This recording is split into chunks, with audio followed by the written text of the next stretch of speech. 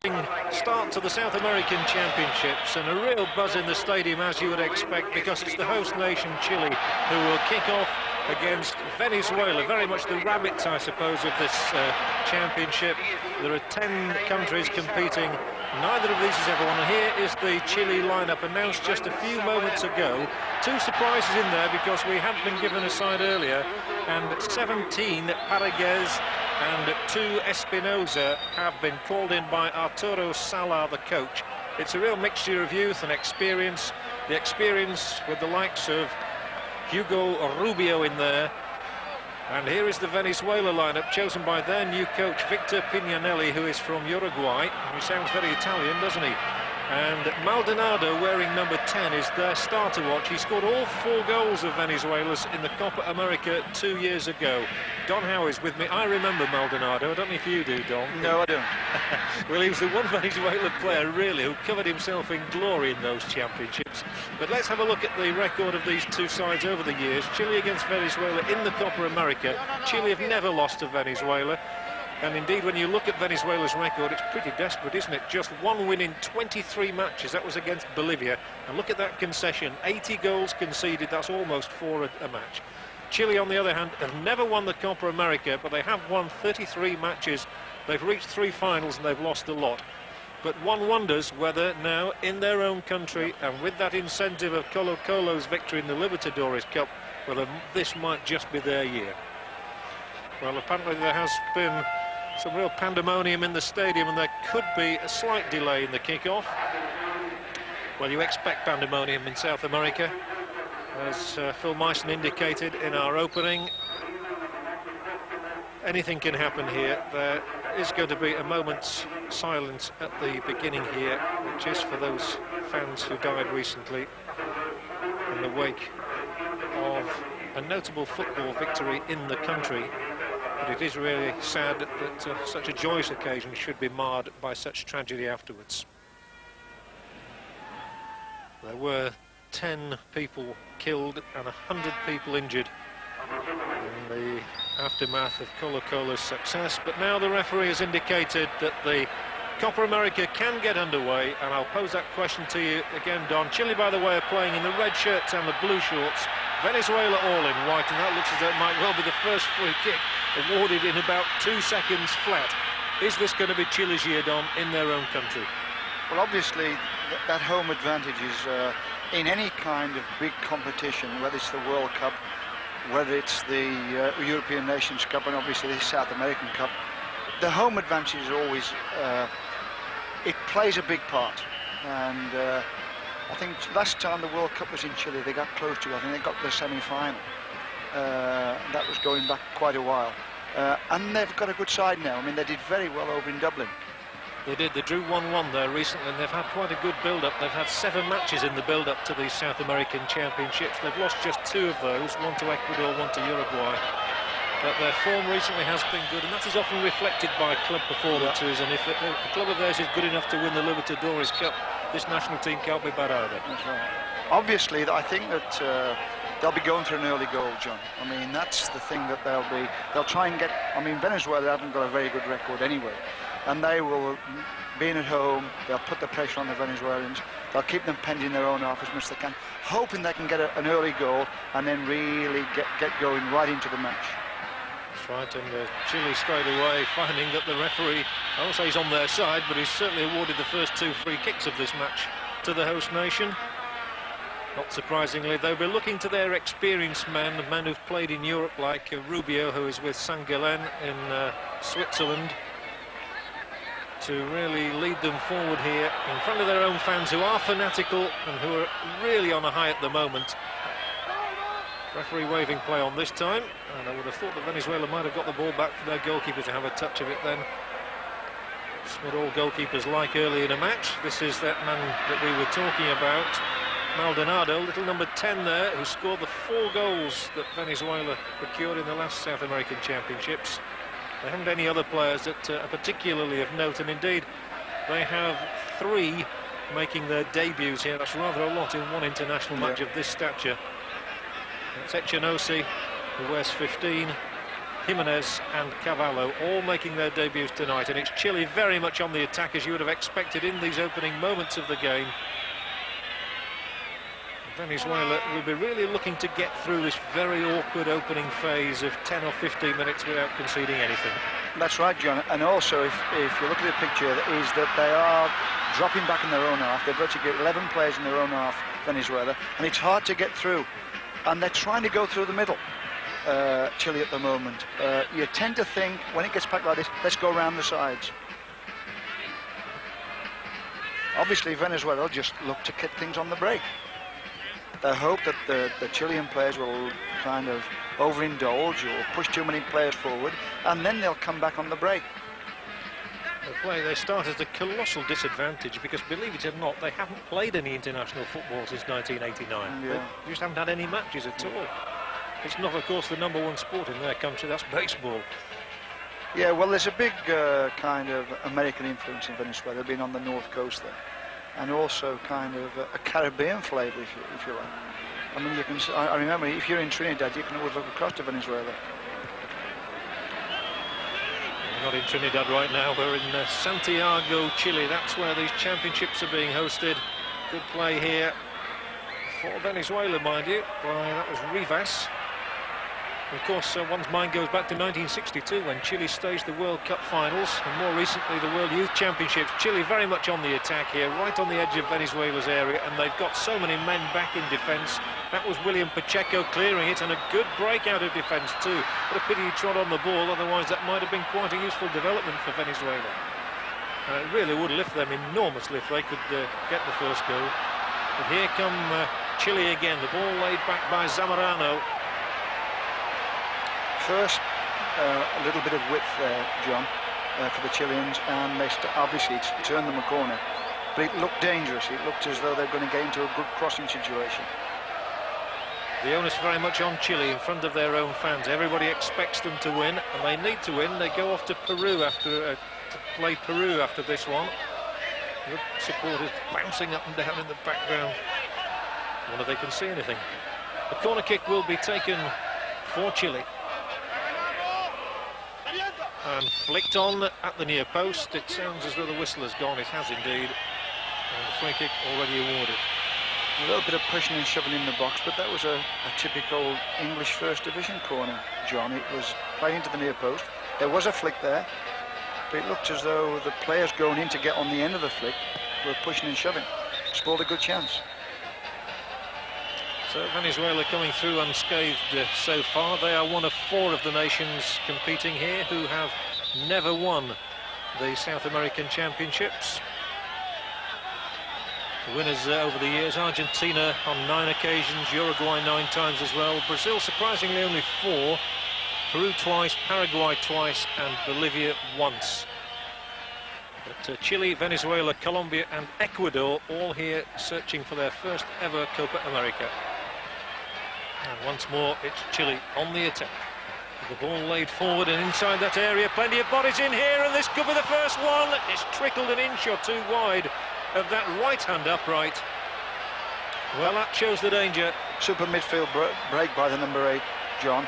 Lovely little run and a nice angle ball, virtually just inside the box. He picks it up nicely and sets himself a chance up. He's done all the hard work. If he hits the target, it's a goal. Yeah, that was Contreras. Jorge Contreras, who played for 5 years in Spain in Las Palmas.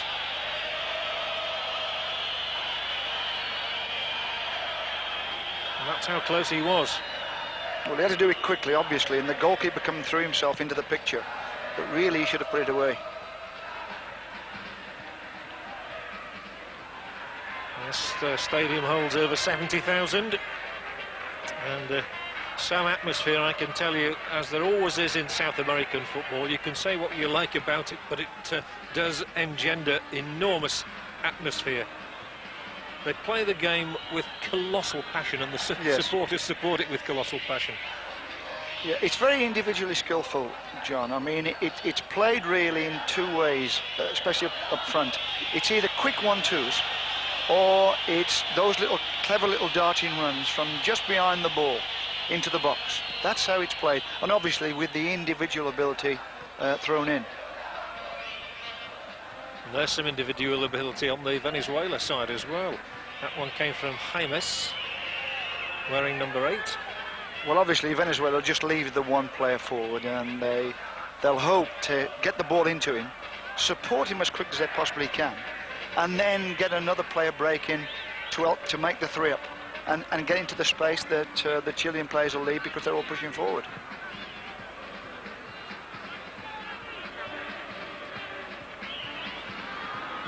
Ball going to be played back. Nice for Chile's goalkeeper, Patricio Toledo, to have a feel of the ball too. He's taken over from the controversial Roberto Rojas, of course, the man who was suspended for life after that incident in the match against Brazil when he feigned injury.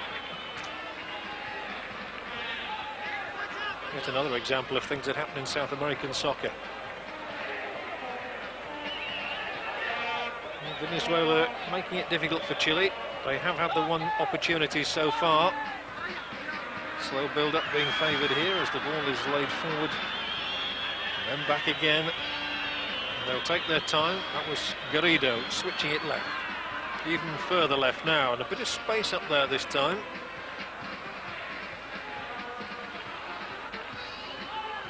Not surprisingly, Venezuela's coach has opted for a pretty stiff back lineup. He knows that his side is going to be under pressure for the majority of this game and must rely on sporadic breakouts. Yeah, well, it's all based around the sweeper, John. He'll play free, and he'll just sit in behind everybody, and everybody else will be tight, man for man, and go from there and try and make it as kind of difficult as they can. Pressure on the ball all the time, especially in their own half. One thing, the pitch looks in absolutely tip-top condition. Looks a lovely surface. For South American, that's very good, John. It's extremely good. You can get some really dodgy surfaces over there, but this one looks excellent. Now there might be chances. Chile still have plenty of people up here. It was a bad place for the move to break down, and Chile have a real chance here. The ball smothered by Faciana, the Venezuela goalkeeper, just as the big man, hello, there was a bit of trouble there. Zamorano, not sure whether he flung out his fists, but certainly a Venezuela defender has gone down. Here was the move. It always looked dangerous once Venezuela had lost the ball in midfield. There we see the defender who's gone down is Pacheco, William Pacheco.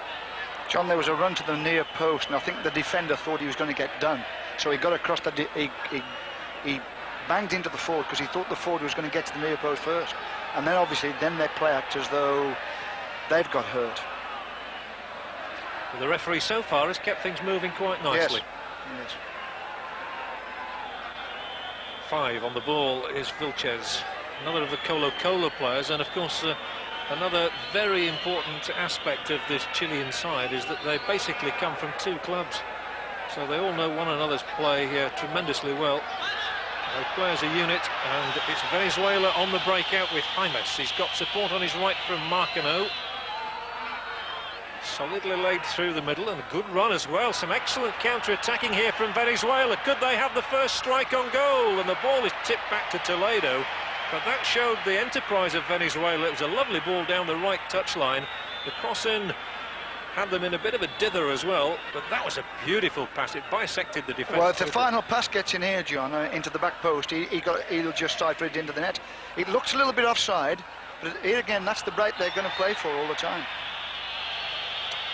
And this is the sort of thing that Venezuela must guard against, conceding free kicks, as they have done here with the foul on Pizarro. And it could lead to a free kick for Chile, only about 25 or 30 yards out, and I think it's going to lead to the very first yellow card of the Copa America, and it is shown to Venezuela's Roberto Cavallo, making his debut. What a way to start. Well, obviously, when you're tight like this, I mean, any ball played into feet, they're going to come in behind the Venezuelan defenders and put their foot in. And unless the timing is absolutely spot on, they'll make contact with the forward's feet, and it'll be a foul. And that's when all the crazy things that happen in these games can start to happen. When people become very emotional and lose their head a little bit, and then we see all the fun in games. And this is where we might well see a shot on goal coming in from someone like Espinosa, who strikes the ball well from distance.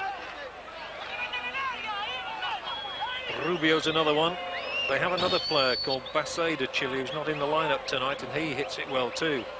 It's a different ploy, however. It hasn't quite worked out as yet, but it's laid back in. Chances here, and a fine save by Fraciana from the header from Zamorano. Flinging himself to his left, made it look perhaps more spectacular than he might have needed to do.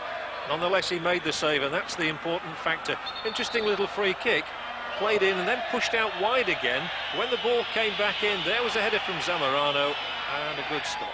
Well, the fellow who went over the ball really should have got the return. It was a nice ball played in, John, but the fellow who'd run over the ball initially should have got the return. The return was too heavy, and it went wide.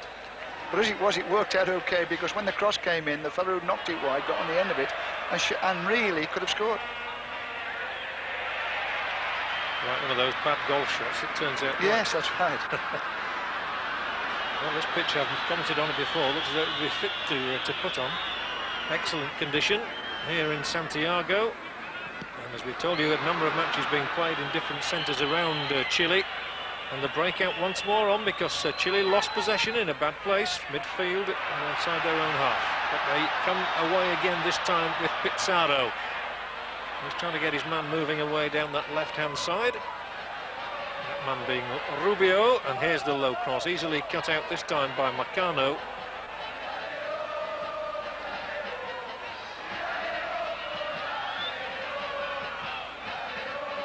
They're quite confident on the ball, Venezuela, no doubt about that. Yes, they are. The only thing about it, John, is that if they overdo it in their own half, you know, because the Chileans have got all their players forward, you know, they could win the ball back in the Venezuelan half and virtually exploit that situation. I think a lot of people would be thinking, well, let's get up to the centre forward, support him. If we then lose it farther up the field, it's not going to hurt so much. I think the first goal might be very important here. If Chile get the first goal, they could go on to get 2 or 3, but on the other hand, if Venezuela were to get it, that would put enormous pressure on Chile as the host country. It could have been, John. I mean, when they made that break down that right wing, if the ball across the box had reached the far post. Another free kick awarded by the referee, who is from Colombia, Senor Perez. Half an hour left in this first half, in the first match of the 1991 Copa America. It's Chile 0, Venezuela 0. The free kick played in, and the whistle has sounded again. You see, most of these free kicks, John, I don't know whether it's planned or not, in a position where it's very difficult for them to shoot. I mean, it can only be a crossing situation. And obviously the Chileans, being, you know, small and stocky, typical Spanish kind of build, the crosses in the box are not going to be as vulnerable as what they could be. Well, that must surely be offside. It doesn't matter, the ball's in the net. The whistle had gone, we could see from here. That was definitely offside. It's a good run out, yeah. A good planned run out. There would be a shout there, John, by the Venezuela defence. So they line up as normal for a free kick, and the captain or the sweeper would make a shout. And as the man runs up to play the ball in on the cross, they come out and leave the man offside. So Chile 0, Venezuela 0. Chile runners-up in the South American Championships in 1955, 1979, and again in 1987. And they really did score a stunning victory then over Brazil. I remember them beating them by 4-0, which really stunned the whole of South America. Any victory over Brazil does, of course. But this is really the time when they do fancy their chances in their own country, and coming on top of that Colo-Colo victory in the Libertadores Cup final against Olimpia of Paraguay. And it's significant nowadays that when it comes to Libertadores Cups, it's not an automatic thing for the Argentines or the Brazilian teams to win it. We've had sides from Colombia winning recently, and now from Chile. Yeah, and the Uruguayans as well. I mean, it has got now that at club level, I suppose, like it is the rest of the world, you know, there's a good quality there. Ooh, that was a pretty bad challenge. There is the coach off his feet, Torres Sala, only 41. Yes. And therefore brings fresh ideas to the job. He was the coach of Colo-Colo indeed before, and he's actually studied football in England as well as Italy and France, so he's world-wise in the game.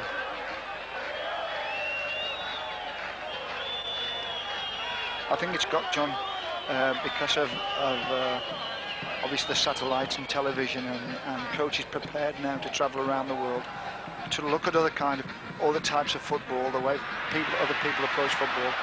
It is now they're becoming very good.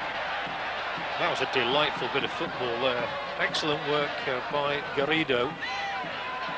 Chile still very much in the ascendancy, but they will have to beware these lightning breakouts by Venezuela. There could well be one on here as well.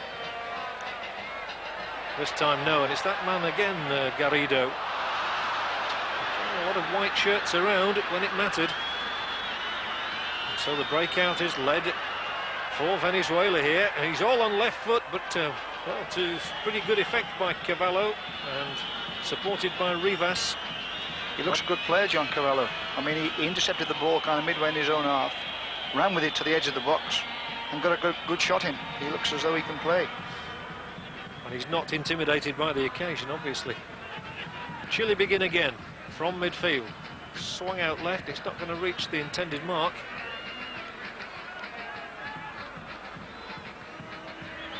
Of course, coming up later, and you'll see it all on Screen Sport, the second match, which is again played in this same stadium between Peru and Paraguay.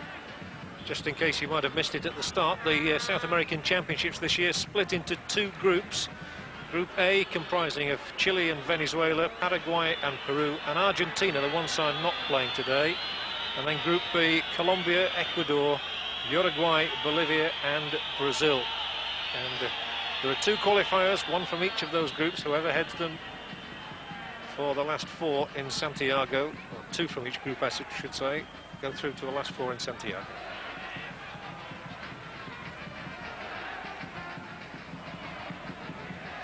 Some strange reason, although there are 45,000 people inside the stadium, there are a lot more still arriving, police cordoning off the area. So a lot of people mustn't have been reading the Santiago Times today. They don't know what time the match kicked off. It sounds like English football at times. I mean, we did that last year. I mean, and I think it's rightly so. I mean, these days with traffic jams and such, if people can't arrive, put the kick-off back 15 minutes, put it back half an hour. The players don't like it, but it's better that than any trouble. It gives people know that that they're going to see the game and they're not going to panic. Chile 0, Venezuela 0 here in Santiago. And Chile in the red shirts and the blue shorts dominating the game, but unable to find a way through, and a little bit wary at the moment of whenever Venezuela break. They look quite menacing. Funnily enough, Venezuela's attack wasn't too bad 2 years ago. They scored 4 goals, but they let in an awful lot. They might let in one here now. There's the chance. Fine stop. What an excellent save it was. And Frassiani dives gratefully on the ball. The first opportunity really fell to Mendoza coming down this right-hand side. And there was one excellent stop in there. Just runs away from Mendoza. He looks as though he's got a chance to get the ball, and then it runs away from him. But he has the sense to get all of it and drag it back towards the penalty spot. A midfield player comes in and the keeper comes out and charges it down. It was a good save. And also, they've got about 3 or 4 players back on the goal line anyway. It was from Espinosa. He's made another fine stop too. So Frassiani immediately covering himself in glory. He's not a young goalkeeper, this one, Don. He's 30 years of age, but he's winning only his second cap. Apparently he's really come good after about 8 years in the game. That was another good save because he did it coming out. I mean, he was on his way out when he had to make his leap. But it was Contreras who made that little run into the box again to get himself free, coming from behind the ball, and he got a good shot on it this time. And the second yellow card produced, this time it's for Jose Jimenez from Portuguesa, another making his international debut. So the two bookings, Cavallo and Jimenez, both on the Venezuela side, and both players making their debut. Corner kick for Chile then, driven in, near post, plan move, goal for Chile. The first goal of the Copa America has been scored for Chile by Vilches. Well, a near post one again, John. A typical kind of first division goal, English goal. Flick on the near post. The last time they did it, they gave a silly foul away. But this time it worked out for them. So Chile make the breakthrough, and this really, it will be interesting to see now how Venezuela will cope in the light of this. Conceding the first goal, the corner taken, a planned move, and Vilches rifles it in low. Nothing Frassiani could do about that. Chile have the lead, And that is going to settle them no end. And there is the moment that Vilches will treasure for the rest of his life. One of Colo Colo's players, and they've got so many in this Chilean lineup. They take the lead on 23 minutes with a goal from midfielder Eduardo Vilches. He did very well, John, because he was sitting on the goal line. As the cross came into the near post, he left the defenders on the goal line and pulled out towards the edge of the 6-yard box. And then he turned with his right foot and hooked it into the goal on the volley. It was a super goal. Not an easy skill, that. And now they come again. They swarm around the Venezuelan penalty area, and the ball breaks out here to Mendoza. Mendoza, who's figured in some good build-ups in the last few minutes, and here's another good one, a second chance, and this time the shot flies over the crossbar. He got too much underneath that one, Contreras. But at the moment, Venezuela are being prized open, and anything might happen. They look in trouble, John, and what the Chileans are doing now, they're making these little runs from the centre of the box to the width of the box, and they're playing balls just outside the width of the box. Somebody gets onto it, and then he drags it across the face of the 6-yard box, and he's creating havoc. And they're looking particularly menacing down this right-hand side with these breaks by Mendoza and Contreras. And here they come again, and again it's down this right-hand side.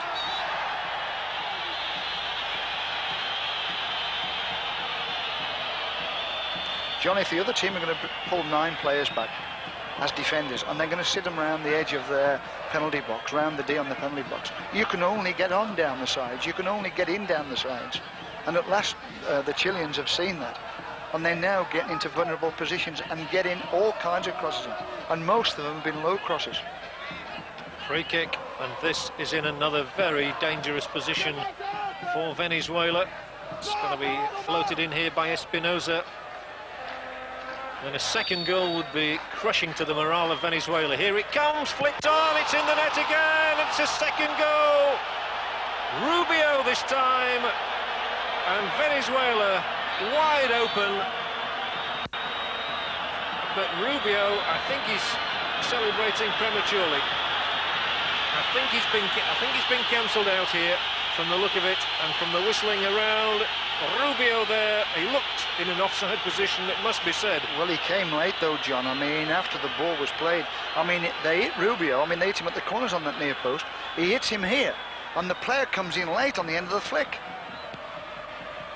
Very tight one, that. But given offside in the final analysis, so it was a premature celebration by Hugo Rubio. And that is salvation for Venezuela. 2 down at that stage, they'd have been out. They do, yes, that's right, John. And also they don't know how to defend that near post. Free kicks all corners. They come on the attack now. They attack better than they defend, I think. Oh, slightly unlucky there.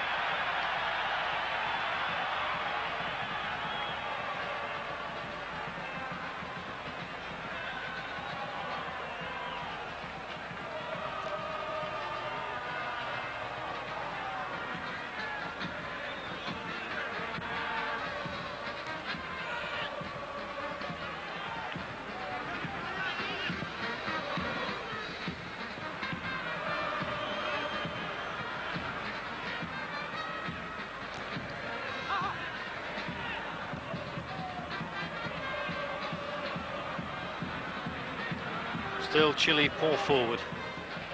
They look much stronger in midfield with the likes of Contreras and Espinosa, experienced internationals of course, and they're back here again, coming down the left-hand side. The chance there for the centre-forward Zamorano. This time they survive it, but they're looking very vulnerable at the moment. Yes, they are.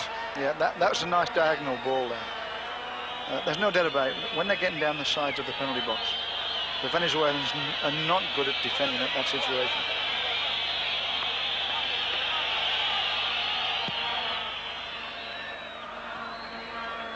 And Screen Sports coverage of the South American Championships brought to you in conjunction with Adidas and Lucozade.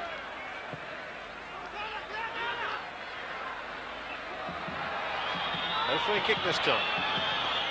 Well, the referee was firm enough to rub out that goal when Chile thought they'd gone too clear. And I think he's done a pretty good job so far. His latest decision is to award a free kick to the home side.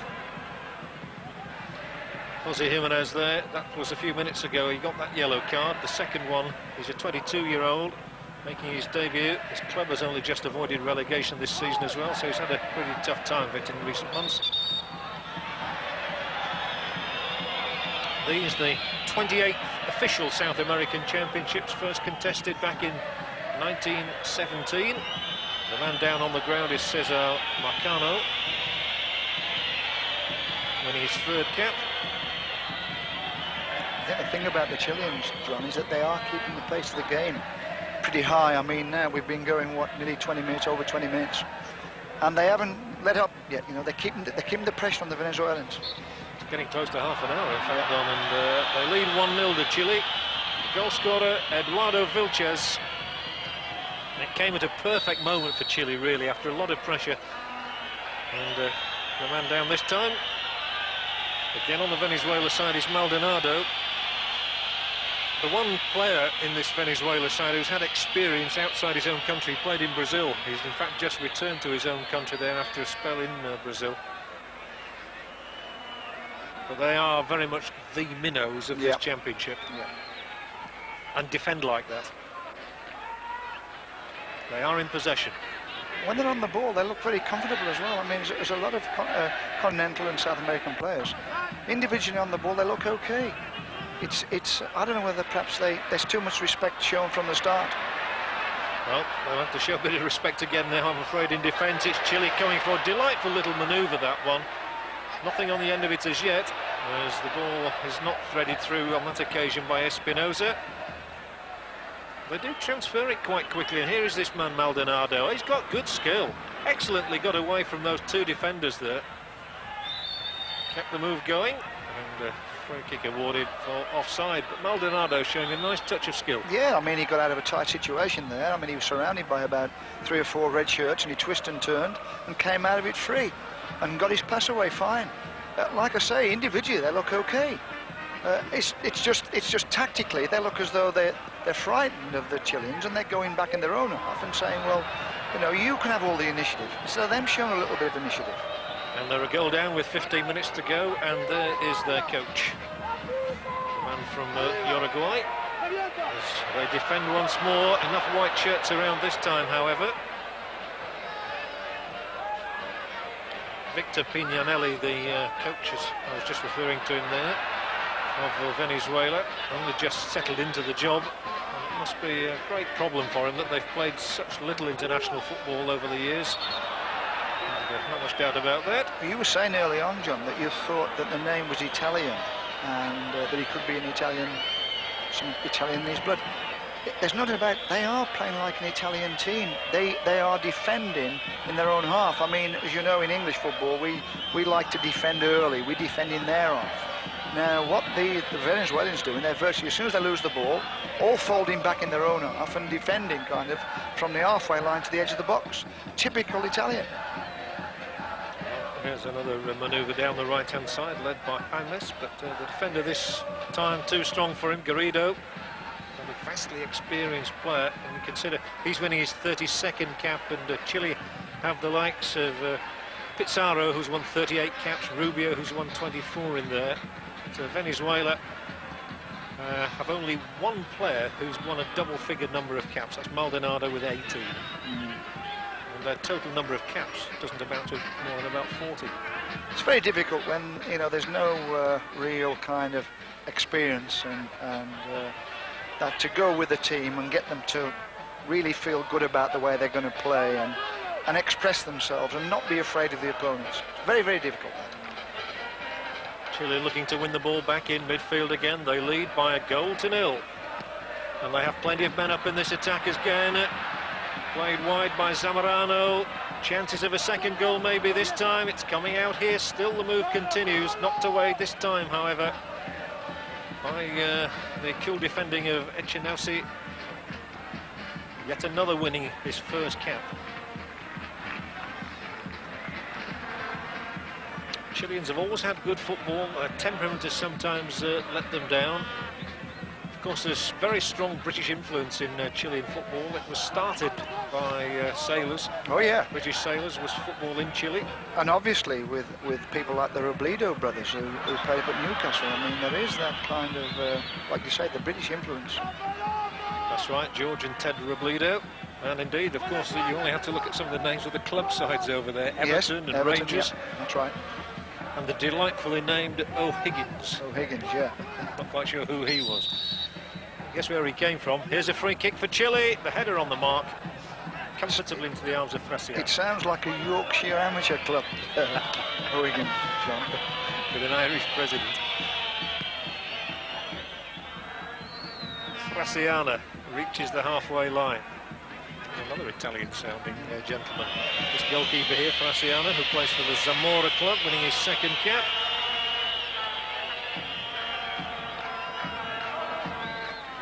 Bowling the ball out for Jimenez, one of the two players already cautioned in this match.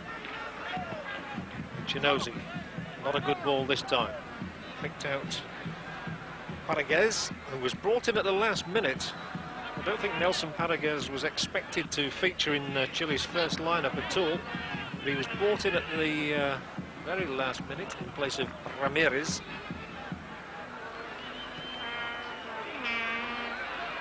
Generally, the half has gone the way Chile would have wanted it to go. They were just caught square once and could well have conceded the first goal in this game. As it is, they lead by 1-0.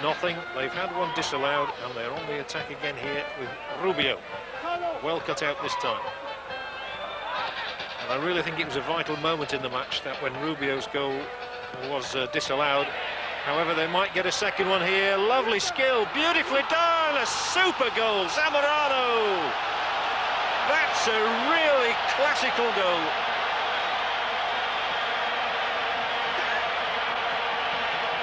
A move to tear the opposition apart. The flags are flying here. Chile have a 2-goal lead. It might well have been 3, but this is a beautiful goal. Look at the skill factor there, the chip to perfection. The header, thank you very much. Nothing Fraciano can do about that.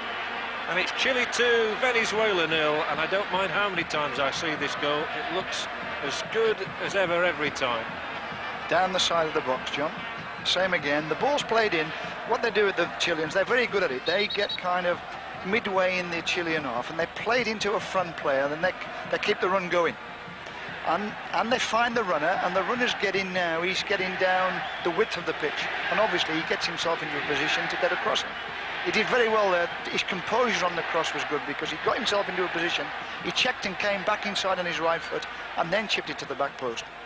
I think that was the beauty about that goal, the composure of the cross. And Zamorano's finish, well, he plays for Seville in Spain, so they know all about him on Screen Sport, viewers of Spanish soccer. Zamorano, who scored in the recent 3-1 win over Ecuador, has got another goal here, a crippling blow to Venezuela. They're 2 down, and they're trying to come forward. And really, it's one of those matches where you feel, well, Chile could score any number in this game. Oh, yes, yeah. No, they've got them under pressure now. They've really got the... If they can keep this pace up, I mean, I'm very impressed with their fitness. And of course, with this competition format, it's based on league tables. Goal difference can be very, very important. Can they get a third one before half-time? Not with that sort of shot. But here again, it was runs from behind the ball, you see. That runner who's coming from behind the ball and he's going at the side of the box. He's either going to get free or he's going to take defenders with him and leave holes for other players to come into, or even make space for the man on the ball, as he did then. They come looking for a third before half-time. 3-0 really would kill off Venezuela.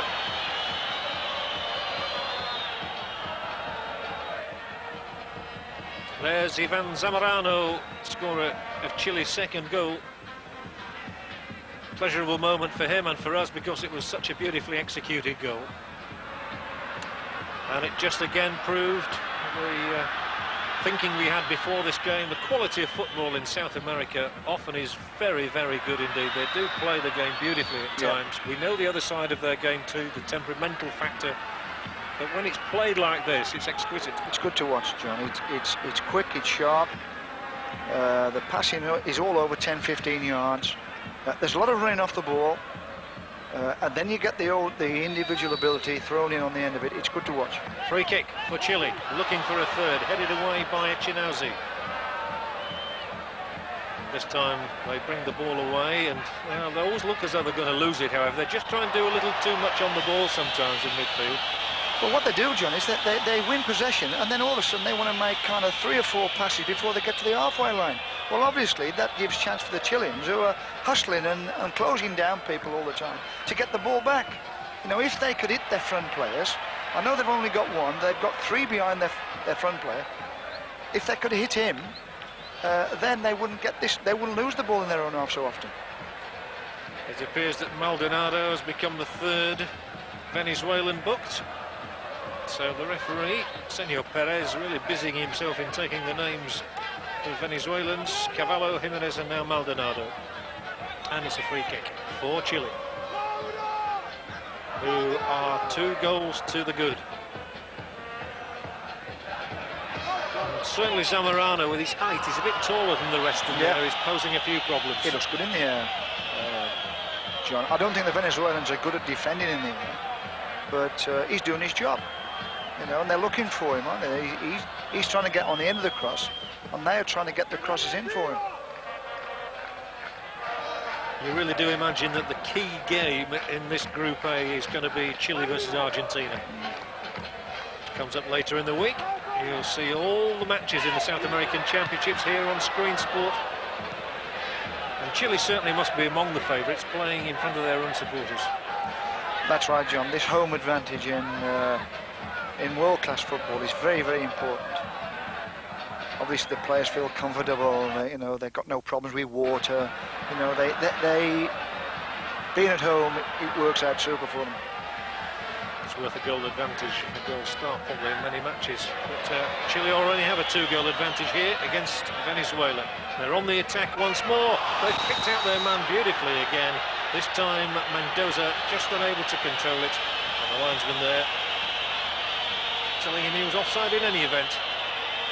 But it really has been an impressive first half from Chile's point of view, and I would imagine that their coach is going to be extremely complimentary in his words to the team at half-time. Arturo Salah, I would think he'd be very happy. Yes, he will be, John. Obviously, he'll tell them not to get kind of, you know, not to go easy on the thing, to keep the pace of the game up, plenty of giving and going, keep the movement going, keep the crosses coming in. They'll be reminding them of all the good things they've done well in the first half. And they've done plenty. And the only blemish was when they almost conceded the first goal. However, they've recovered from that very nicely. They look quite polished. When they've had to defend, they've done so just as they do there. Less than 5 minutes left in the half here in Santiago then. It's Chile 2, Venezuela 0. The goals coming from Vilches on 23 minutes and Zamorano 10 minutes before half-time. Rather desperate clearance this time from Cavallo.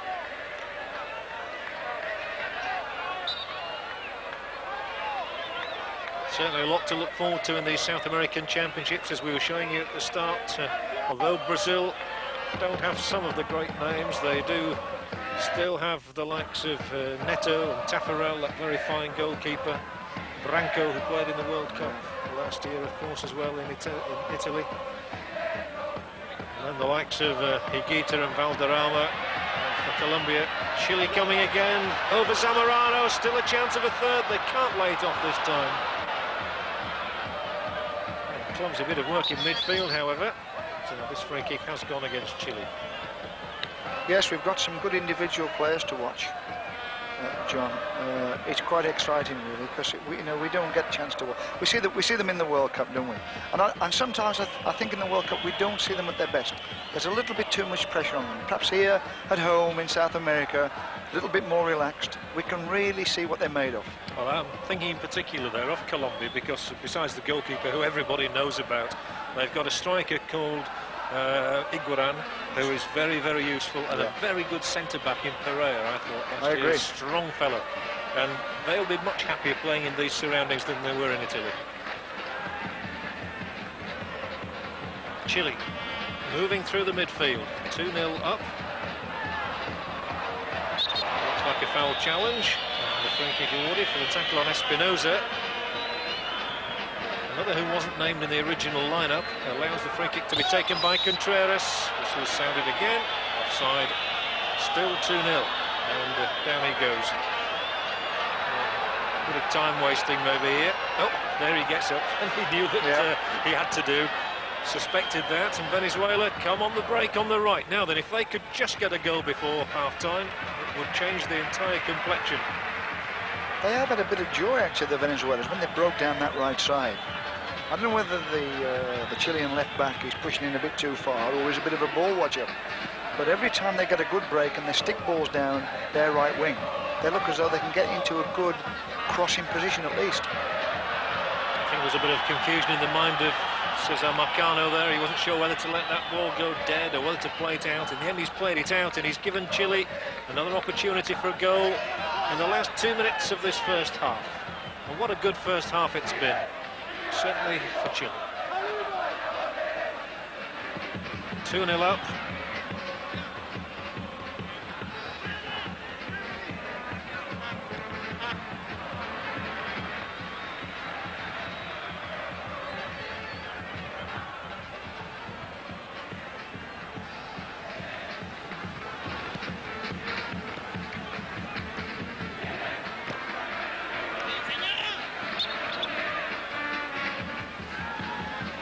Kick given, taken sharply by Rivas. He had one very good run and shot earlier on, and now leaves it here for Maldonado. Maldonado tries to use his pace to get through, but he hasn't quite got enough of it.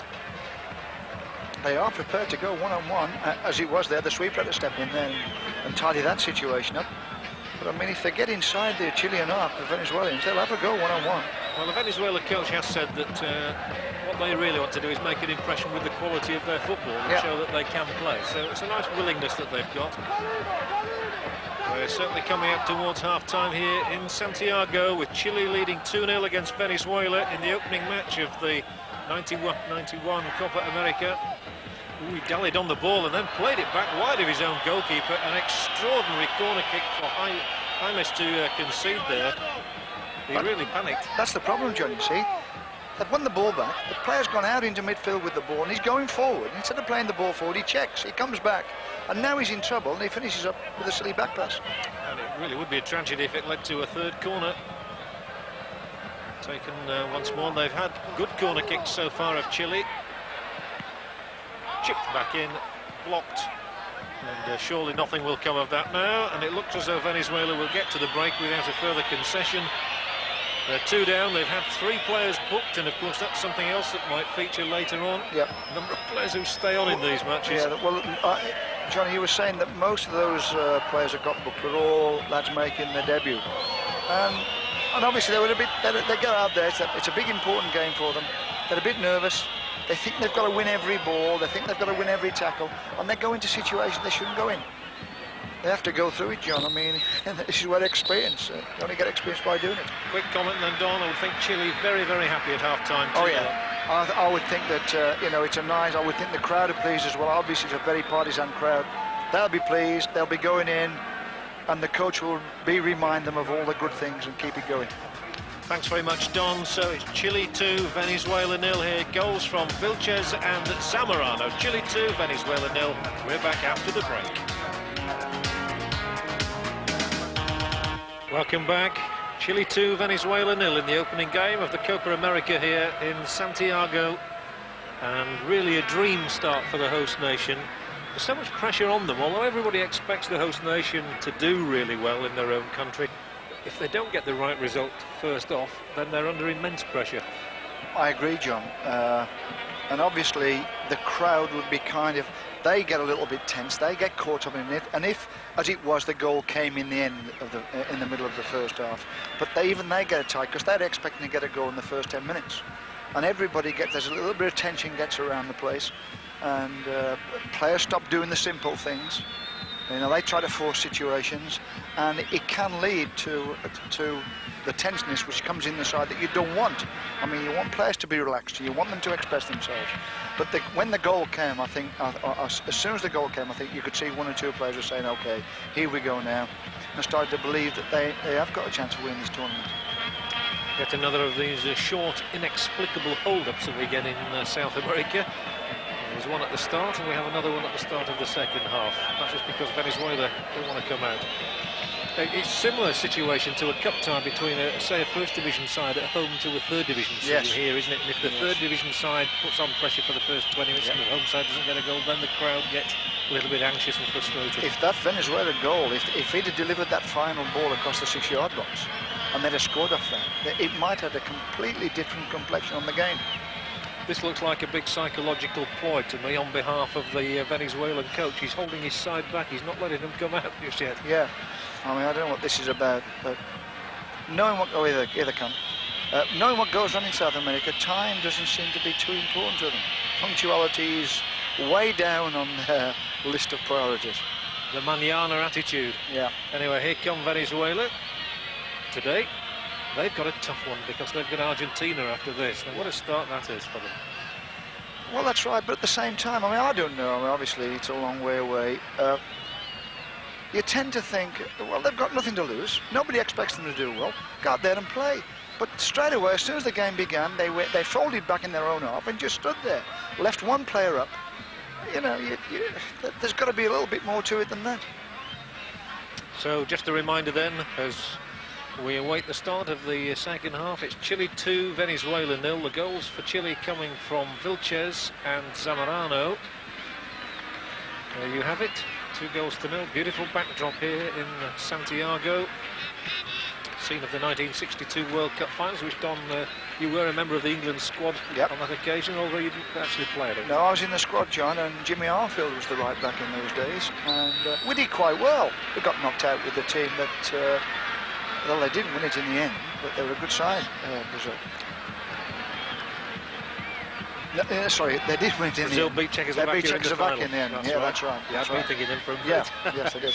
Yeah. Okay, here we go again on this lush surface we've already given credit to earlier. It really is a magnificent pitch. And if all the stadiums are as good as this one, then I think we're in for a very fine South American Championship. It's interesting that in recent years the Libertadores Cup sort of took precedence over the South American Championships and became a bit more important. Club football became very important, but they're really trying to build it up again now. And here come Venezuela straight away on the move with Fernandez. And his ball laid in, headed out, not very far. Here's a shooting chance, certainly. And the first shot of the half is driven in by Cavallo. Got 4 players forward there, John, and also a midfield player following up, who picked up the knockout and got a shot in. If they can keep that up, well, they can get themselves back in the game. Why not? Gomez laying the ball forward here for Zamorano, who knocks it back again. Throw-in should be taken quickly down this left-hand side. Picked up by Gomez. Tackle put in by Pacheco. Remember him as well, Pacheco, 2 years ago. He's another one who played in all the matches. Yeah.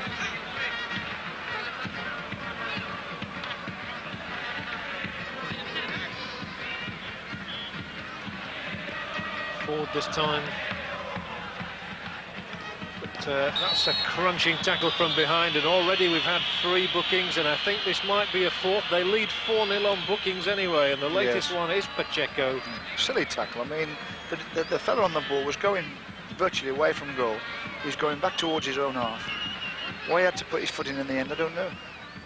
So Cavallo, Jimenez, Maldonado, and now Pacheco, all cautioned by Senor Perez from Colombia, the referee. What they have been schooled at, John, is to, if they are going to give a foul away, to give it in a position that's not vulnerable. Like most of the fouls the Venezuelans have given away has been kind of a good 40 yards from goal, where there's no shot on. That's right. I think there's only been the one occasion which was that free kick which wasn't properly taken and yet still led to an effort on goal, which was about 25 yards out maybe. Throw-in taken for Chile again by Gomez. He seems to have seen more of the ball in this half already than he did in the first.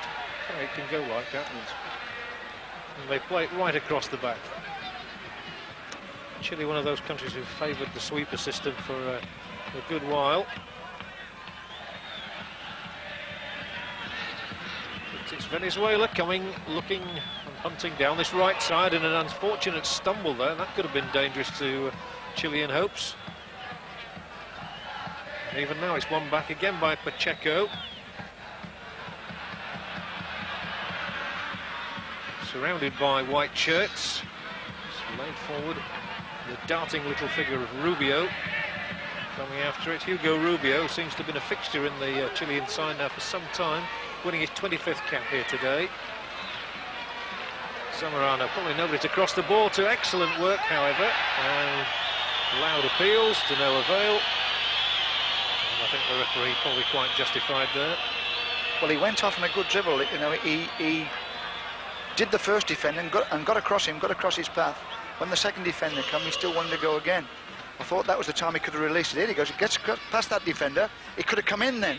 Yep. And he decides to do it again. Seemed to lose his footing a little. Yes. Balance. Still then Chile leading Venezuela by 2-0. We've got Paraguay versus Peru. It's a real double header, isn't it, for the fans here? It's a marvellous start for them. 2 matches of quality.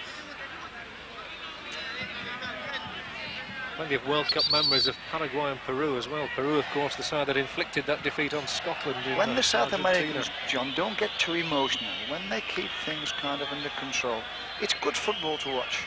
Very entertaining, lovely little 1-2s, super little bits of individual skill. But they spoil it all when they all lose their heads.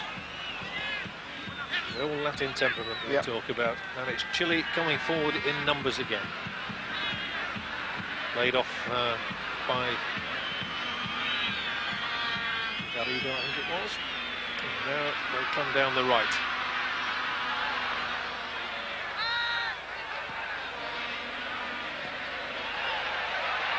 Chance of a shot here maybe, and it's not a bad one, but smothered once more by Fraciana, who had a good first half. The shot eventually was fired in by Pizarro.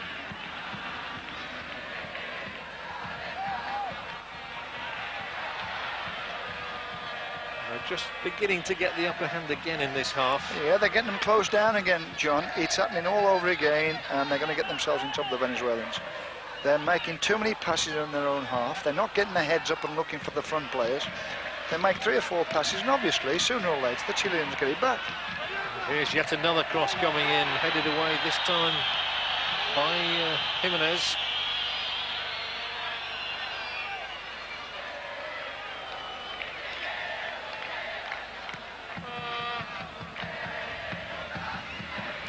Espinosa.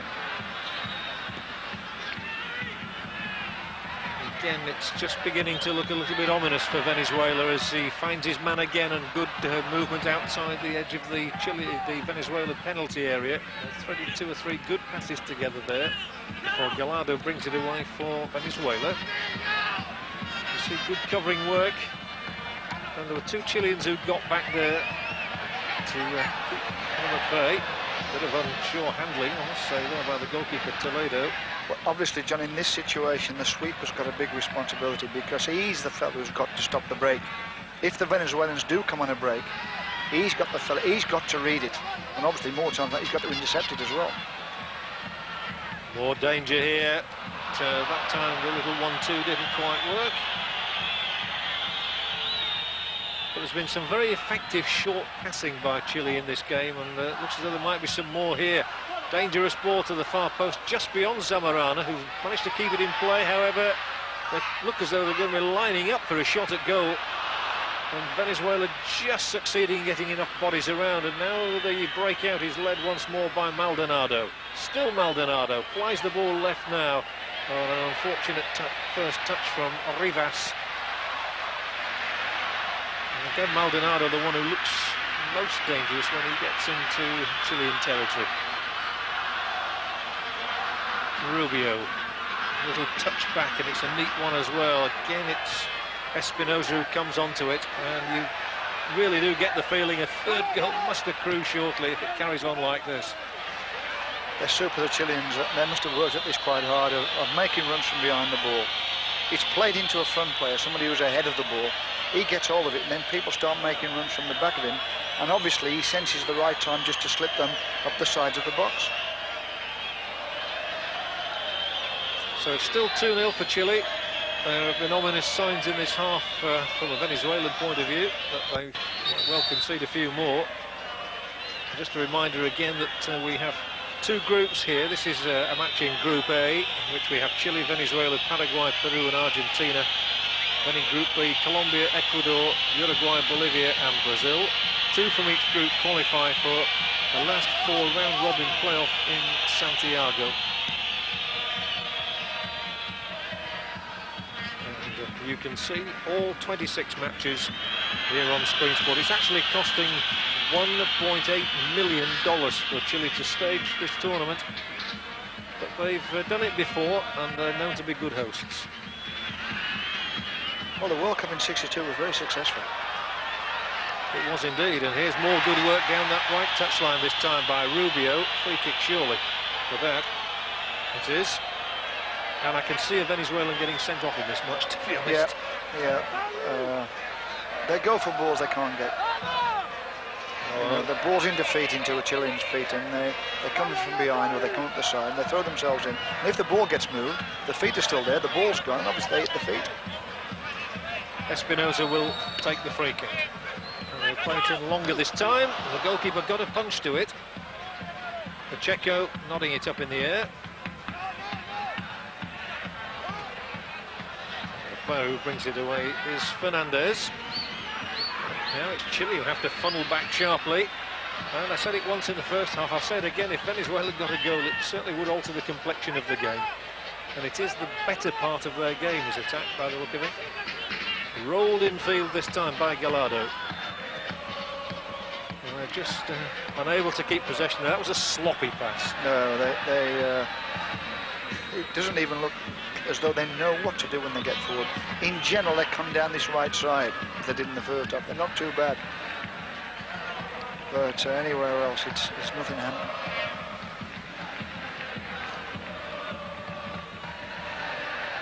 Played in field. Taken up again.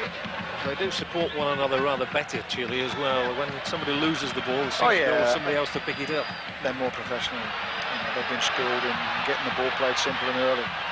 Contreras with the pass this time, a little short one, and it's a poor cross in this time, however, and Fraciana will deal capably with that one.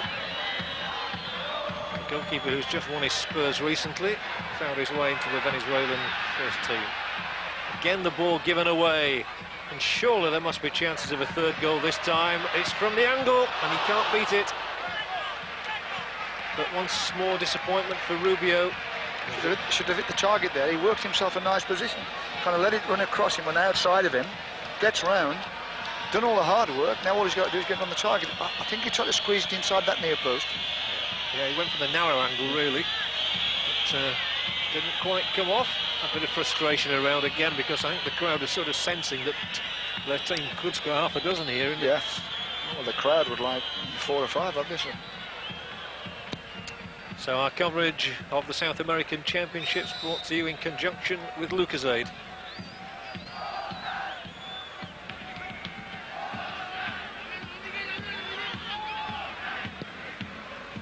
Venezuela 2-0 down. They've never won the South American Championships, and it would be a bold gambler indeed who would put money on them to win them this time. And a foolish one too, I think. Chile, on the other hand, might not be a bad bet. You obviously look to the likes of Brazil and Argentina and Uruguay, although a lot of the Uruguayans, of course, play in Europe these days, and the new coach has decided not to include them. So you've got to look at Brazil and Argentina as the two most likely. They've forced themselves a free kick here. I mean, the man on the ball really attacked the defenders, ran at them with the ball, forced a free kick just outside the box. I don't know whether they've got anybody in this side who can got a blockbuster of a shot or can bend the ball. First booking on the Chilean side as well. I think it was Gomez, and the substitutions have been made with Carlos Castro coming on in place of Gallardo. Can't honestly say that Gallardo has made a great impact in this match, so Carlos Castro is his replacement. Comes from the Teixeira club. One good thing, of course, is that these players are given specific numbers at the start of the championships and wear them all the way through. So number 18 is replaced by number 20, Carlos Castro.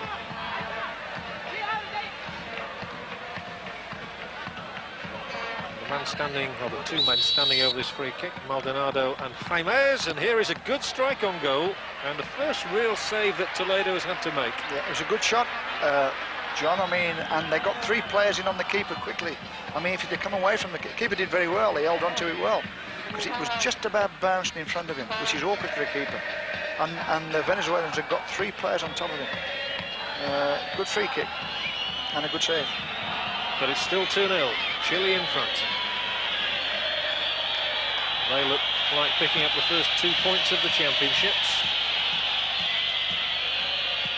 It'll be very interesting for the Argentinians, of course, who have the opportunity of watching both this match and the one between Paraguay and Peru after it before they enter the fray, so to speak.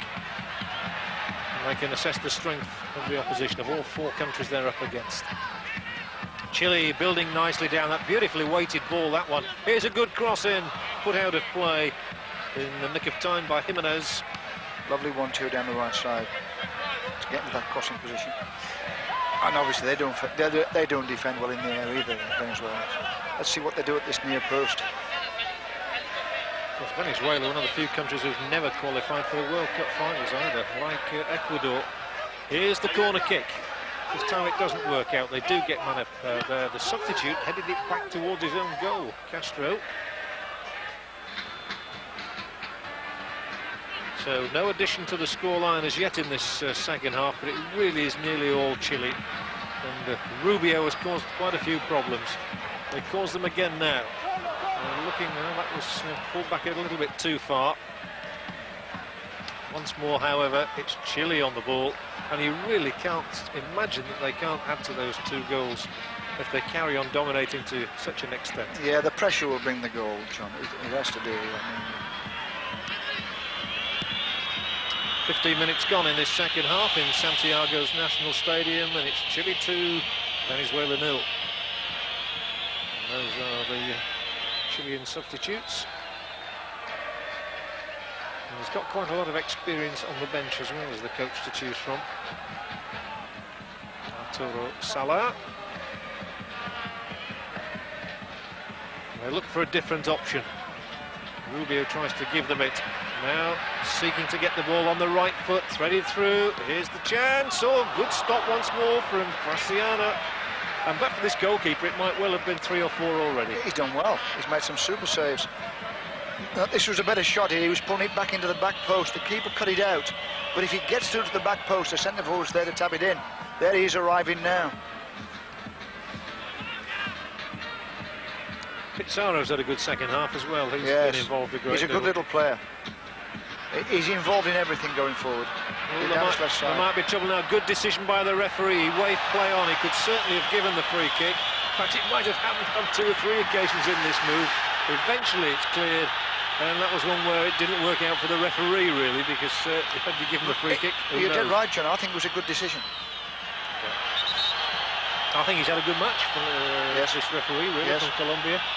And yet another yellow card, and this time it's Marcano, the 5th Venezuelan to get one. Yeah, well, what he's done, you see, there's been a nasty tackle, but he can see the Chileans have got something going for themselves, so he thinks, well, there's a chance here for the Chileans, I'm going to let this one go.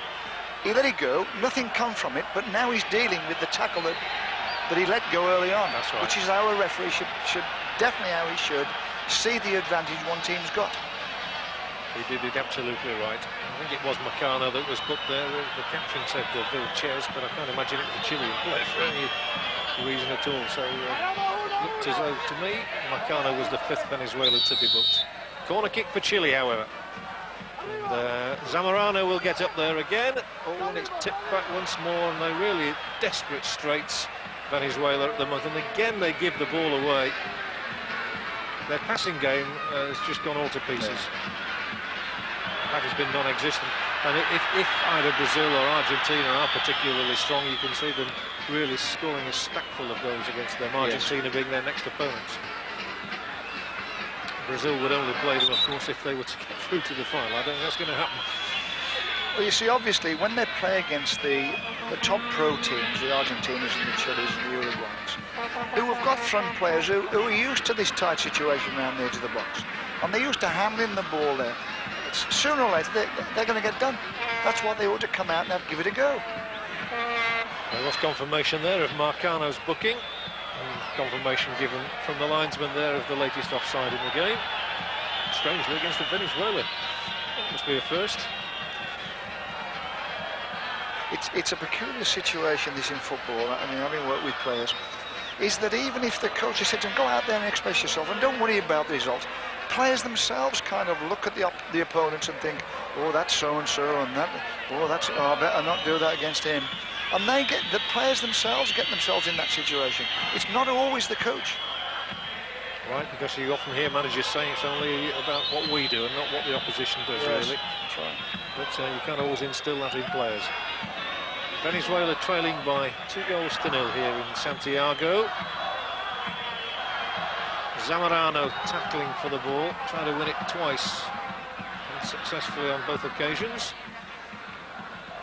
It's a bit of uncharacteristically weak defending from Chile, and he's just opened them up, and the goalkeeper Toledo has to make the save at the end of it, and that really showed that even the side of Venezuela's capabilities could just have profited from that. Yes. They got a bit slack. Got a nice left-footed shot here, a lot of power in the shot. The keeper's got well off his goal line, got outside the 6-yard box and made a good save. Cut the angle right down and got it on the second attempt. Gomez slips the pass in field, no free kick this time.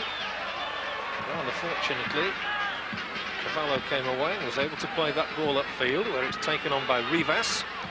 Tall, lanky sort of a player, not got a bad left foot either. But he's got a very good left foot, John. He's got a super left foot, and he can go past a player as well. When they're direct, when they win the ball and come direct, rather than try and make 2 or 3 passes, they look as though they can get in against the Chileans. Nice little knock forward. Here's a good chance. Pizarro's been dragged wide now. He did the first bit beautifully well. So he was just forced out wide. Gets the corner kick. Jaime Pizarro, one of the Chileans who English fans may well remember played at Wembley 2 years ago in the Rouse Cup. Yes. As indeed 2 or 3 of this side did. Contreras played there, so did Espinosa and Rubio. They all figured in that game at Wembley. And it's Chile's corner. They've scored from one corner already. Here's the shot. Well driven into. Fine effort from Espinosa. They've got a nice variety on the corners.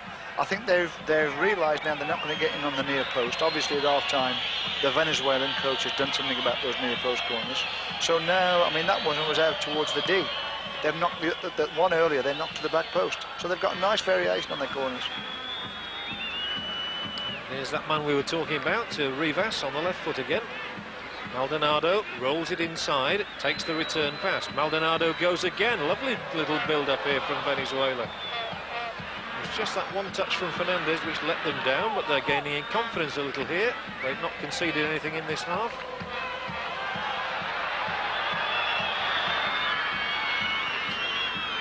Chile coming once more with Pizarro. He's got Rubio wide. First of all, however, he brings in Contreras.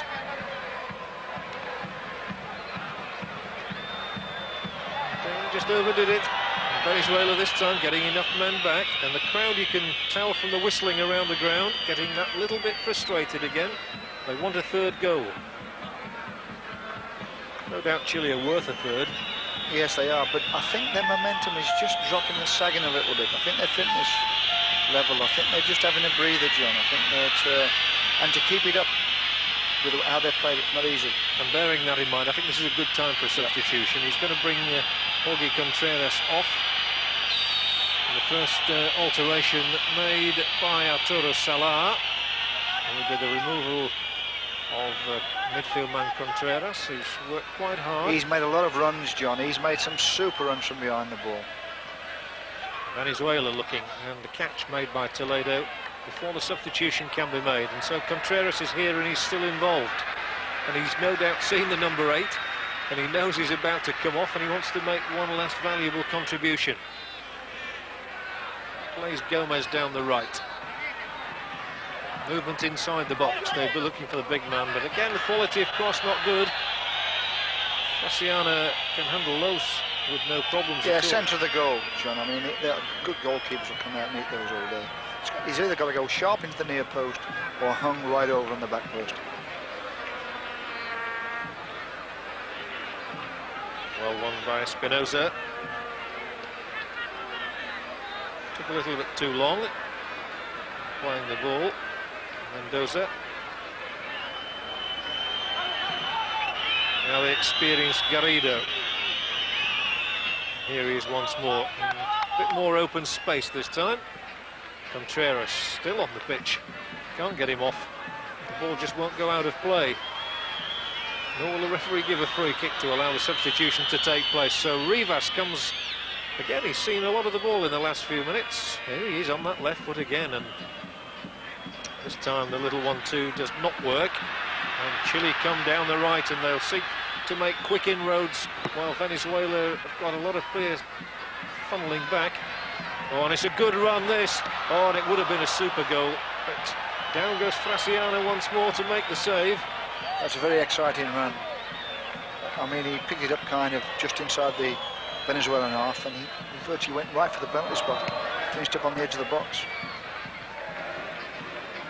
Still, that substitution has not been made for Chile. So they have the original 11 out there. And, that was a I don't know replay. whether it's because it's a lot of short passings in, but there's hardly any throw-ins. I mean, when you try and think back, how many throw-ins have you seen? And because they can't get the sub on there. See, the game needs stopping to get the sub on them, and normally we give a throw-in out in our football. Either that or a free kick. Yeah. There just has been nothing, has there? Here's a goal chance. Super save.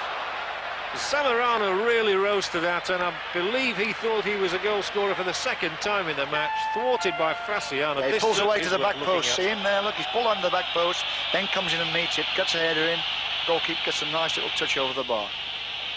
Still that number 8 is kept down. He would have been able to come on now, I mean, the ball's dead. Yes, here he comes, yeah.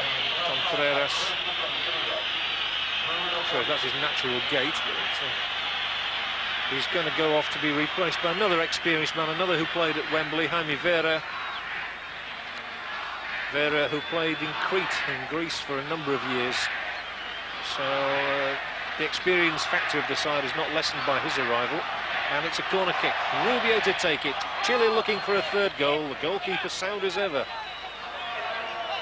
And Frassiana has certainly guaranteed his place in the next match, I'm sure. Yeah, they've blocked off all those near post corners now. I mean, the coach has dealt with that at half time.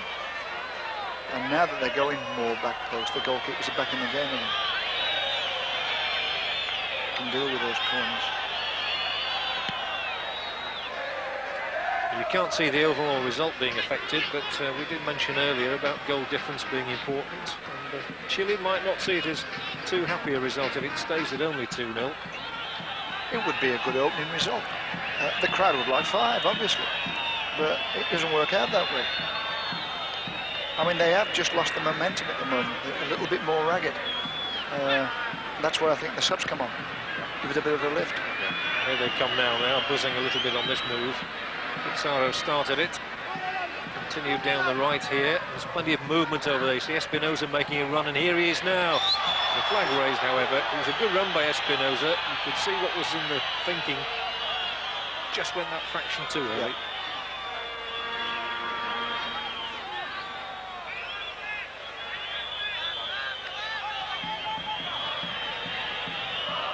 You see, John, I would think that the Chileans have been really kind of preparing for this one. This is a big one for them, and they obviously they want to do well. Absolutely, they're under a bit of pressure here. I think the whistle has sounded. It certainly has. Yes, it is indeed a big game for Chile, especially coming after Colo-Colo's success in the Libertadores Cup. They'll really be expecting the national team to do well. You get a feeling when somebody's on a high, and they're looking for the third now. They're taking their time about it. Pizarro's pass out here this time, picked up by Gomez.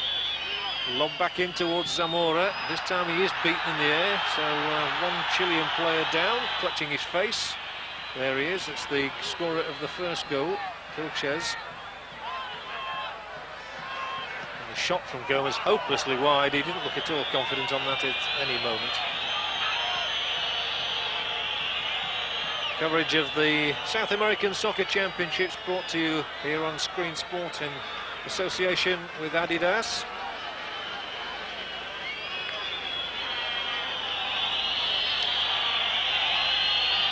Possible, John, to control a game anyway for 90 minutes. You don't know who you play against. But it's how you get back in control of the game that's important. Having recognised that you're not in control or you're not doing the things you were doing. It's how the coach deals with getting things going again. And he can do it by bringing subs on. You know, one or even two. Or he's demanding from the line different things. He's demanding that the simple pass goes early. So it's still 2-0. Chile 2, Venezuela 0. The opening match in Santiago. And Chile again on the attack. They do move forward with such purpose. They're a very attractive looking side, the way they play the ball around. It's a good surface for them to play on as well. I said before, if all the surfaces are as good as this one in the various venues, then I think we're in for a treat. Pizarro, who's not got a lot of pace, but he uses what he has got well, and he cuts the ball back there. Once more it's Faciano who falls on it. And you can see there's a bit of anguish on the face of the Chilean coach. But Pizarro seems to be becoming an increasing influence in this game. The coach there, he's asking for them to go round the overlaps around the outside. He's showing with the kind of rolling of his arm. He wants them to go round the outside all the time and then get into crossing positions. He knows what he wants. Well, he's getting it in terms of results so far. 2-0, Chile in the lead. Still that nagging thought at the back of the mind that if Venezuela get one, it won't look so good. But it's Chile very much on the attack, very much in the ascendancy. Looking for that third goal. They just need a break. Quarter of an hour to go, and it's Chile 2, Venezuela 0. And Venezuela really on a dash out here. Oh, and if he'd have continued his run, it looked to me as though he'd got a good chance of a shot on goal. I couldn't understand the thinking of the substitute Castro there. He wanted to put the early cross in, John. I've got to say that. I think he realised the players coming from the back. But at the same time, he could have gone close to the byline. And perhaps... Oh, here's the chance. It's just nicked across the face of goal. Sorry, Don. Yeah, I'm just trying to describe, you know, having got into a hell of a good break from the back and got down this right side again, the cross could have been better. There we see a little toe poke from Zamorano, which caused a bit of panic. So they've just under quarter of an hour left in which to try and secure a more convincing looking win with a third goal. And again, it's that man Pizarro started it all off there. For the corner to be won by Rubio.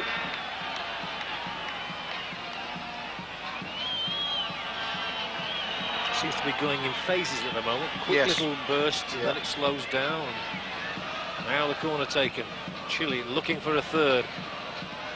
Shot bravely headed out. I think it was Pacheco who got in the way of it. Unfortunately for him, it went straight to his own man, Rivas.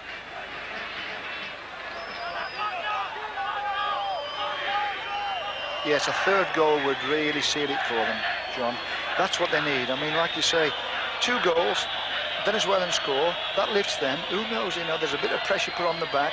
People start panicking. A third goal, it just settles people down. It just settles players down. And also Chile would go off to their second game against Peru much happier with a 3-0 behind them than a 2-1. Or even a 2-0. Which is what it is right now.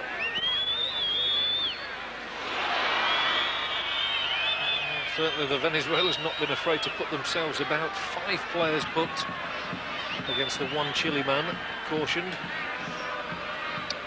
Chile again coming. They seem to have favoured that right touchline for most of the build-ups. Here's a good-looking cross. Not quite deep enough even now. No, they're feeding the keeper a little bit this second half. Yeah. And Venezuela's coach responds by suggesting that Otilio Yantis will be his second substitute used. Yantis from Mineros. But the Chile side basically made up of players from Universidad Católica and Colo Colo. Indeed, the only other club represented, Palestino, from whom Gomez plays. And of course there are the two European-based players, Rubio of San Gallen and Zamorano of Seville.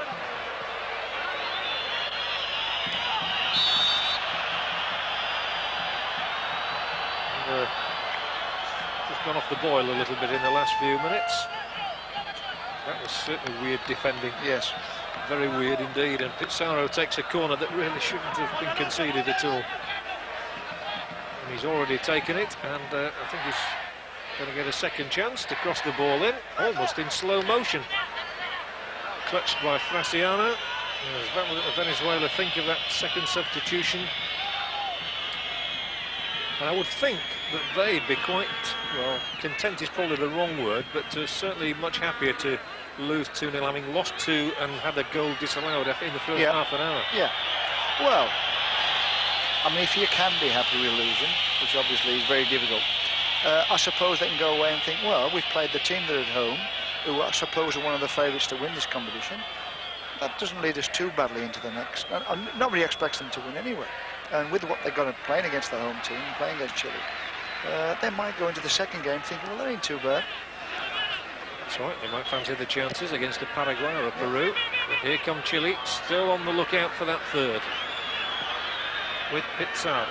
Playing the ball wide here for Rubio, well covered by Pacheco.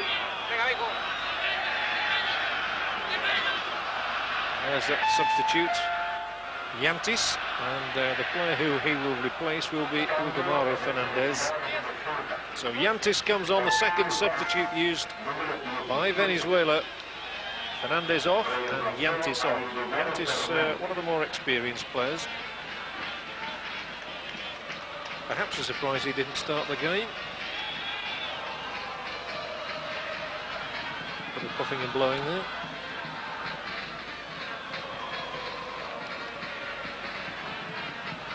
To be honest, Chile haven't really looked like scoring a third goal in the last few minutes because the quality of the crossing and they've had the one header. They've had the one header, John, where the goalkeeper pushed it over the bar in this second half. I can't think of another one where you thought, well, that could have been a goal. No, the rest has been very ordinary. They're not making the positions in the box. There's no movement in the box. No crosses are coming in. Nobody's dashing into the near post. Nobody's pulling away to the back post. There's no positions in the box. Yet I'm sure it's not that they've settled for 2-0 because they want more than that. They want a more emphatic victory. They look to get it here. Laid off once more. Oh, and Nisma surely with the third. What a miss. What a desperately bad miss that is by Rubio. Well, 9 out of 10 you'd have backed him. They tried to play offside. The one defender didn't come out and left 2 players in the box. Well, there's no doubt about it. It's a little toe poke, isn't it? And I think he had a lot more time than what he knew. Should have started just inside that far post. Yeah, he's got it between fullback and goalkeeper, wide, and I think even he looked at the referee to say, wasn't I offside? I think he wanted to be after he'd missed it. The referee was in a super position to judge that one. He's done well. Yeah. And it's still 2-0. 8 minutes left, but Hugo Rubio really should have made it a very convincing 3-0 rather than the 2-0 you see there. I think if that one had gone in, John, I think the trainer would have emptied the bucket and the coach would have put his cigarettes away and everybody would have been quite satisfied. Back to the hotel, everybody having a nice little drink. They're on their way to the next one. Yeah. Very, very happy indeed. He's got a spread for another 5 minutes. Here's a chance. Oh, side netting. Nice little sharp build-up down the right. Zamorano's finish crisp, but not accurate. But from that angle, it was unlikely to be so. I like him, John. I think he's a good player. I think he moves about. He's good in the air. He makes his runs. He's getting his shots in. I think he's a super game tonight. Yeah, I would think if the South American Championships are looking for a star, a new star, well, Zamorano has certainly been the first one to register a claim. He makes himself available for all the players on the ball. They can hit him at any time. If he gets tightly marked, he spins away. Once it gets wide, he gets to that back post. I've been impressed. Pizarro, good ball. That's a free kick. And it's going to be desperate these last few minutes now, because Chile, I think, know they want to satisfy their crowd with a third goal. Venezuela having to defend desperately. They've already had 5 players booked. I think it's going to be a frantic finish. Yes.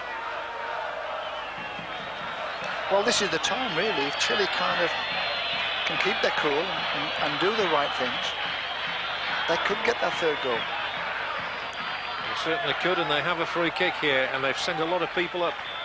And the big man, Zamorano, is the one to watch out for to try and get on the end of this. Free kick is coming in from Espinosa. 4-man wall formed in front of him. And they've had some good variety on the free kicks. What can they do with this one? They've got plenty of men in there. Here's the chance, and a man gets in the way. A blocking tackle made. It was a good block by the 4. He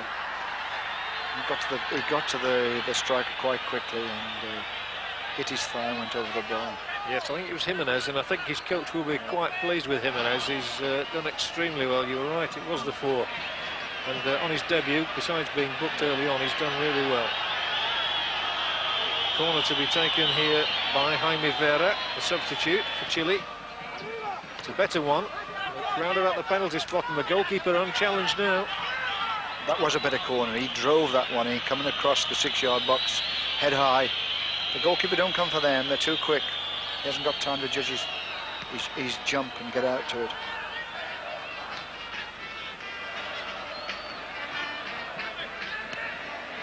Nicely done. Again, Venezuela getting enough bodies around just to deny any further progress for Chile, but they still look to use this space down the right-hand side. Gomez has taken up a good position there. Here's another cross that's wayward.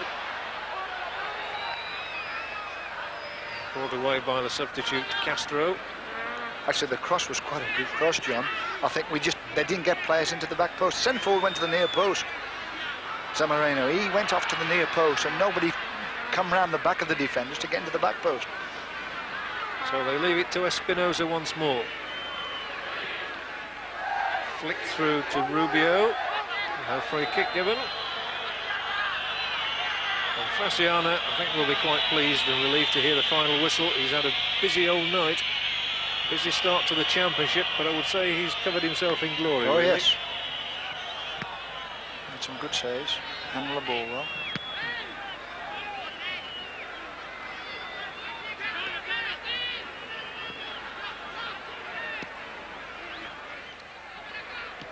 I mean, we used to think that continental goalkeepers or South American goalkeepers couldn't come out for crosses. I think both these goalkeepers tonight, obviously the Chilean goalkeeper not so often, but they've both come when it's been their turn to come for a cross. They've both come out and caught that ball. I think the quality of goalkeeping in South America generally has improved markedly over the last few years. Tafarel's a very good goalkeeper for Brazil. Alves is a good goalkeeper for Uruguay.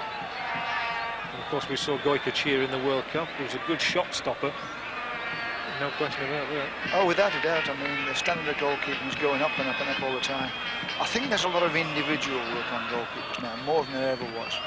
And obviously, we're getting a lot of good goalkeeping coaches around as well. Here's Maldonado. He couldn't score, could he, for Venezuela towards the end here? Well, he got the shot on goal, and Toledo saved it. So it's still 2-0 Chile. At least Venezuela have kept plugging away. Yes. They've not let their heads drop even when they went 2 down, because we did suggest at that time that it could be the prelude to an avalanche. It didn't turn out to be that way. And many of the Chilean crowd would have been hoping for more than a 2-goal success. It's 2-0 at the moment. That was an unfortunate ricochet, but they've still come away with the ball. Marcano again.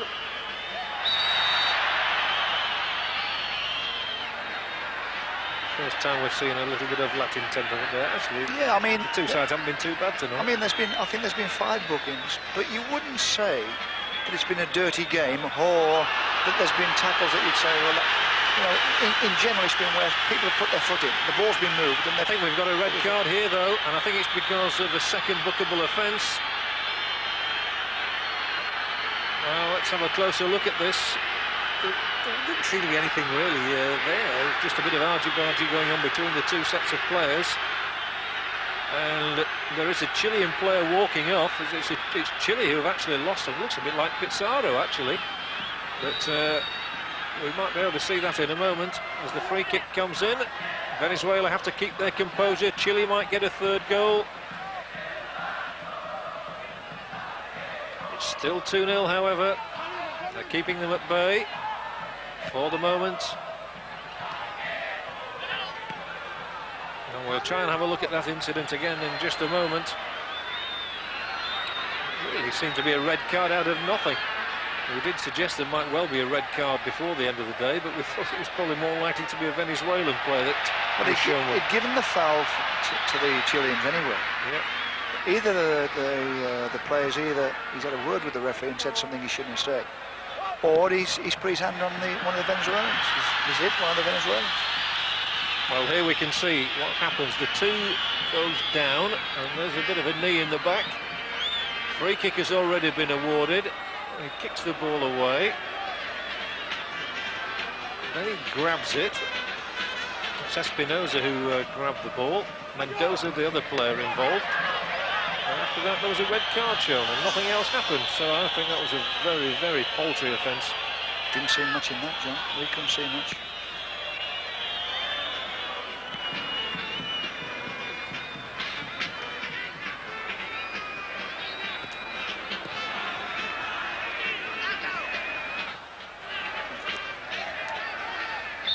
So we believe that Espinosa was the man dismissed. It was indeed Ruben Espinosa who was sent away, but it really didn't appear to be a very serious offence. And Pacheco might get a goal here for Venezuela. Well, unfortunately, there was no sting in his shot.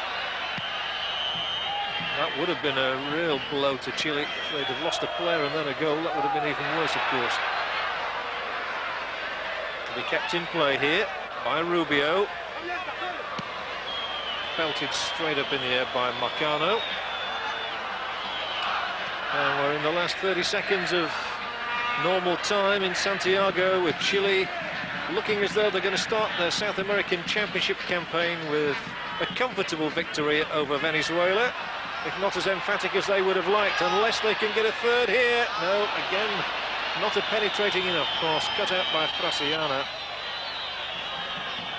Nice break down the left side. He looked in early and he could see the centre forward come to the near post, but the goalkeeper read it as well. And that is it. And Chile have beaten Venezuela. They register the first points, the first goals of the South American Championships. They've won by 2-0 here. Vilches scoring after 23 minutes, Zamorano scoring the second on 35. A largely frustrating second half, however. Even so, Chile will be pleased that they've got the first points of the championship. 2-0 it is. Come back after the break. Welcome back. Both Paraguay and Peru begin the 19